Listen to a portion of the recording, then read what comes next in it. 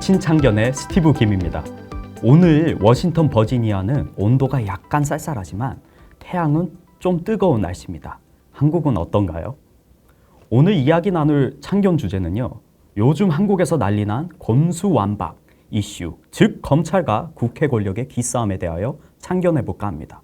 이미 여러 유튜버분들이나 언론사에서 많이 이 주제로 이야기를 나누어서 구독자분들도 검수완박에 대해 잘 아시겠죠? 말 그대로 민주당이 추진하는 검찰의 수사권을 완전히 박탈하거나 다름없는 검찰개혁 법안을 내놓았죠. 문제는 국힘에서 이 법안을 반대했는데 갑자기 권성동 의원이 검수덜박 법안을 내서 여야 야합으로 국민들이 욕을 먹고 지금 태세 전환을 한 권성동과 국힘 수뇌부입니다. 민주당은 달링과 이장동 씨를 지키기 위해 검찰 수사권을 무력화시킨다 쳐도 검수덜박 추진한 권성동과 이 법안에 합의한 국힘 수뇌부들은 대다수가 박근혜 대통령 탄핵에 민주당과 같이 주도하고 동조한 배신자들이죠. 역시 한번 통수는 계속된 통수로 참 한국의 국회의원 나리들 도찐 개찐입니다. 물론 검찰이 이렇게 한국 정치권으로부터 공격당하는 이유는 대한민국 검찰 조직이 여태까지 정치 권력에 칼춤을 쳐주고 또한 문재인 정권 당시 이명박, 박근혜 정권 인사들을 200명 가깝게 감옥에 넣었으면서 이 모든 원흉은 악화되었다고 봅니다.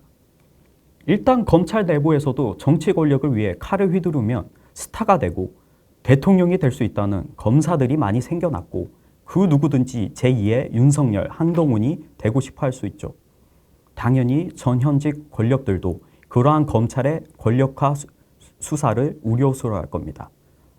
더 나아가 국회의원들도 자신들의 권력 비리와 선거 범죄를 덮기 위해 검찰의 수사권을 박탈해야 하죠.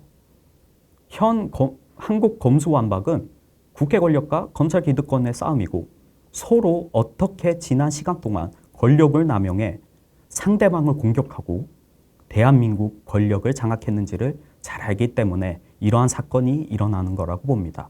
검찰은 검찰답게 정치 권력에 휘둘리지 말고 성역 없이 수사를 해야 하지만 지난 대한민국의 검찰 조직은 대세 정치 세력에 칼춤을 쳐준 것도 사실입니다. 예를 들어 봅시다. 문재인 정권의 수많은 비리들, 원전 비리, 태양광 사업 비리, 라임 사태, 그 외 수많은 비리들을 덮어주었죠. 개인적으로 민주당이 폭거로 추진하는 검수완박은 반대하지만 너무 정치화된 정치보복 수사와 박근혜 대통령 탄핵 사건 때처럼 정치적 수사를 하는 검찰의 권력 남용도 견제하고 개혁 법안이 필요하기는 합니다. 자, 마지막으로 국회의원 의원 나리들에게도 한마디 하겠습니다. 요즘 대한민국에는 법치주의가 사라진 것 같습니다.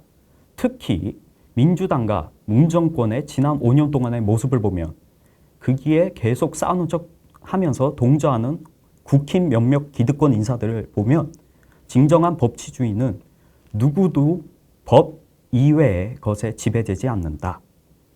통치자도 법의 지배에 복종되지 않으면 안 된다는 법치주의의 일반 원리가 무너진 것 같습니다.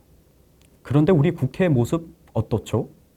국회는 국민의 현재와 미래를 책임지고자 하는 대의기관으로서 활동하는 의원들이 없어 보입니다.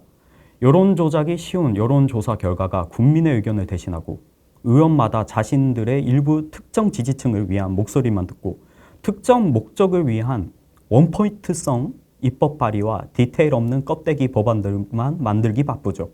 야당을 배제하는 여당의 의사전개는 야당의 무능함과 여당의 독단, 그 이상 될 수 없었어. 토론과 숙이 없는, 그래서 기대할 게 없는 탕식의 장애뿐입니다. 이러한 현상은 미국에서도 일어나고 있습니다. 저는 이렇게 썩어가는 입법과 법치를 악용하는 현 대한민국과 미국의 정치 권력, 기득권 세력을 보면서 미국의 민주주의, 체계 저자, 토크빌이 경고한 민주주의, 민주독재, 즉 부드러운 전제주의의 위험성이 현실화되고 있다고 보입니다. 민주주의 또한 다수의 뜻으로 모든 권력을 대의정치로 중앙정부에게 몰아주고 일상적인 참여에서 국민들이 물러나는, 그래서 이것이 바로 토크빌이 말하는 부드러운 전제주의, 즉 민주독재이죠.